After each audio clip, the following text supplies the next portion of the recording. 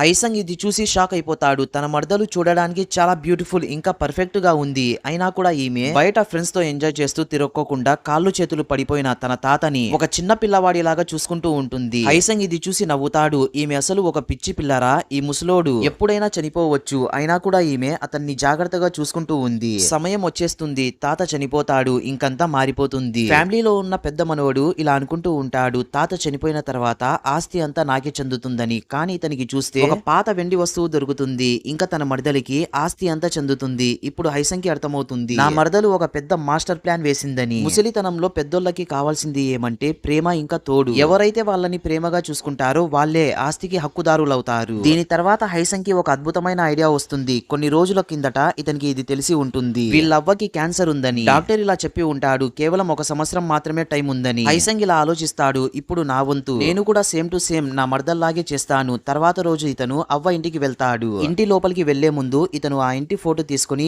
Online లో post చేస్తాడు అమ్మడానికి. అవ్వ ఇలా అడుగుతుంది, నువ్వు ఎందుకు వచ్చావురా ఇక్కడికి? ఇతను ఇలా చెప్తాడు, మిమ్మల్ని చూడాలనిపించింది అని. హైసంగ్ చికెన్ నూడిల్స్ ని బయటకు తీస్తాడు. ఇంకా అవ్వకి తినిపించడానికి ప్రయత్నిస్తాడు. నిజానికి అవ్వ చికెన్ మానేసి చాలా సంవత్సరాలైంది. అవ్వ ఇది చూసి హైసంగ్ ని బయటకు నెట్టేస్తుంది. ఈమెకు ఇటువంటి నకిలీ ప్రేమ అవసరం లేదని. హైసంగ్ ఇలా ఫిక్స్ అయి ఉంటాడు, ఎట్లయినా చేసి అవ్వ మనసు గెలుచుకోవాలి అని. హైసంగ్ తర్వాత రోజు తన మరదలతో కలిసి ఇలా అడుగుతాడు, తాతగారు ఆస్తినంతా నీకెందుకు ఇచ్చారు? మరదలి ఇలా చెప్తుంది, తాతకి ఆ సమయంలో కావాల్సింది తోడు, నకిలీ ప్రేమ కాదు. మరదలి ఇలా అడుగుతుంది, మీకు మీ అవ్వ దగ్గర నుంచి ఎటువంటి వాసన వస్తుందని. ఇతను ఇలా చెప్తాడు, చాలా కంపు వాసన వస్తుంది. ఈమె ఇలా చెప్తుంది, నీకు ఎప్పుడైతే మీ అవ్వ దగ్గర నుంచి ఆ వాసన నీకు రాదో అప్పుడు అర్థం చేసుకో, నువ్వు ఆమెకు తోడుగా ఉన్నావని. హైసంగ్ ఇప్పుడు అర్థం చేసుకుంటాడు, ప్రేమగా చూసుకోవడం అంటే ఆమెతో కొంచెం సేపు మాట్లాడడం, చూసుకోవడం కాదు. ప్రతి నిమిషం ఆమె పక్కనే ఉంటూ ఆమెను ఒక చిన్న పాపలాగా చూసుకోవడమే నిజమైన ప్రేమ అని. దీంతో ఇతను చాలా ఇష్టంగా కొనుక్కున్న తన కంప్యూటర్ ని అమ్మేసి తన అవ్వ దగ్గరికి వెళ్తాడు. వచ్చిన డబ్బులతో ఇతను కొన్ని ఫ్రూట్స్ తీసుకొని ఇంకా మిగిలిన డబ్బులని అవ్వకిస్తాడు.